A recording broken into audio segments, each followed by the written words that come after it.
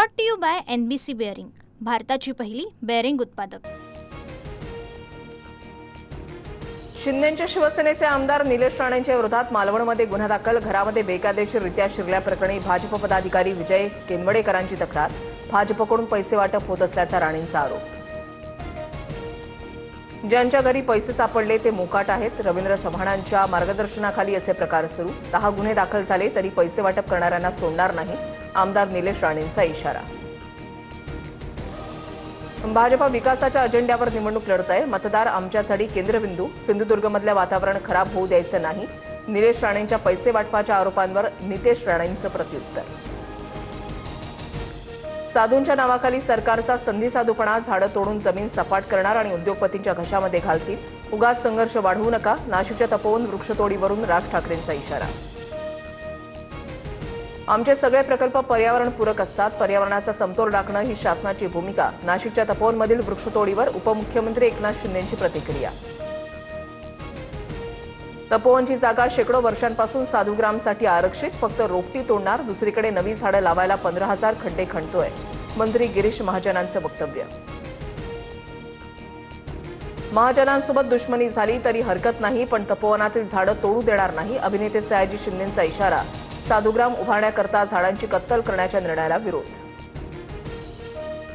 पवारांची राष्ट्रवादी आणि ठाकरेंची सेना काँग्रेसवर नाराज, विश्वासात न घेता स्वबळाची घोषणा केल्यानं नाराजी, चेन्नीथलांनी ठाकरेंना मुंबईमध्ये चर्चा करू असं कळवलं होतं, सूत्रांची माहिती।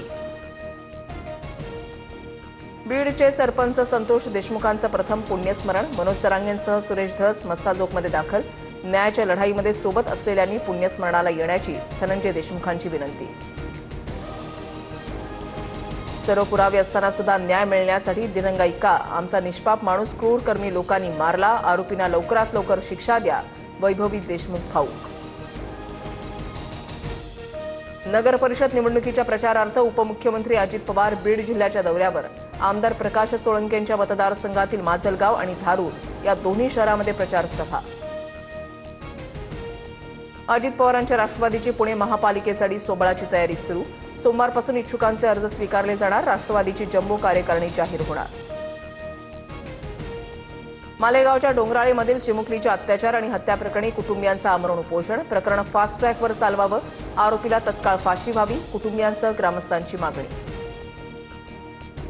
बोरिवलीचे भाजप आमदार संजय उपाध्याय यांना जीवे मारण्याची धमकी, पत्रावर प्रेषक म्हणून संजय नावाच्या एका पत्रकाराचं नाव, उपाध्याय यांच्याकडून पोलिसांकडे तक्रार दाखल। पहिलीपासून हिंदी सक्ती, 98% नागरिकांना नकोच, त्रिभाषा धोरण समितीच्या जनसंवाद कार्यशाळेमध्ये विरोधाचा सूर, 5वीपासून हिंदी असावी, नागरिकांचं मत। पुण्याच्या येरवडा परिसरात गांजा विक्री, 50 ग्रॅम गांजा 200 रुपयात विकतानाचा व्हिडिओ व्हायरल, पुणे पोलिसांच्या कारवाईकडे लक्ष। जळगावच्या सराफा बाजारामध्ये सोनं चांदीच्या दरामध्ये मोठी वाढ, सोनं 1200 रुपयांनी वाढून जीएसटीसह प्रतितोळा 1,31,325 रुपयांवर, तर चांदी 6,000 महागली, प्रति किलोसाठी 1,77,160 रुपये मोजावे लागणार। एअरबस A320 विमानांमध्ये सोलार रेडिएशनचा धोका, विमानाचा वेग, उंची, दिशा आणि इंजिन नियंत्रणामध्ये बिघाड होण्याची शक्यता, सॉफ्टवेअर अपडेटपर्यंत 250 विमानं उडणार नाहीत।